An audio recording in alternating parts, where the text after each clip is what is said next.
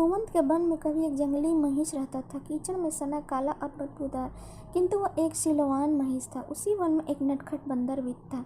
शरारत करने में उसे बहुत आनंद आता था, मगर उससे भी अधिक आनंद उसे दूसरों को चिढ़ाने और परेशान करने में आता था। अतः स्वभावतः वह महिष को भी परेशान करता रहता था। कभी वह सोते में उसके ऊपर कूद पड़ता, कभी उसे घास चरने से रोकता, तो कभी उसे सींगों को पकड़ने पर कूदता हुआ नीचे उतर आता, तो कभी उसके ऊपर यमराज की तरह एक छड़ी लेकर सवारी कर लेता। भारतीय मिथिक परंपराओं में यमराज की सवारी महिष बतलाई जाती है।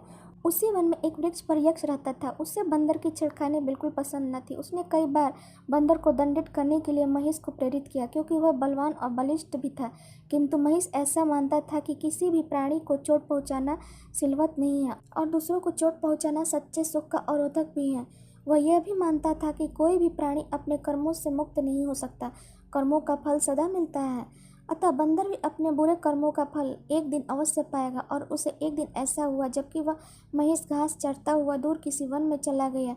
संयोगवश उसी दिन एक दूसरा महिष पहले महिष के स्थान पर आकर चरने लगा। तभी उछलता कूदता बंदर भी उधर आ पहुंचा।